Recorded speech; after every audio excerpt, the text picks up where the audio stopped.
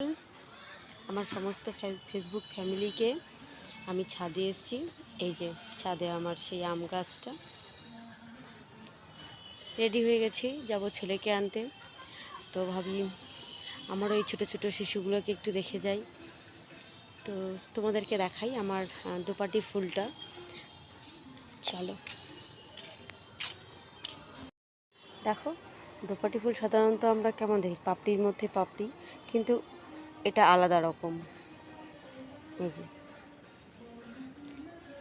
যদিও আমার ফুল এমনিই সুন্দর, তবে ওই দোপাটি ফুলটার মতো এই ফুলটা হয়নি, তাই খুব কমই আমার ভালো লাগছে।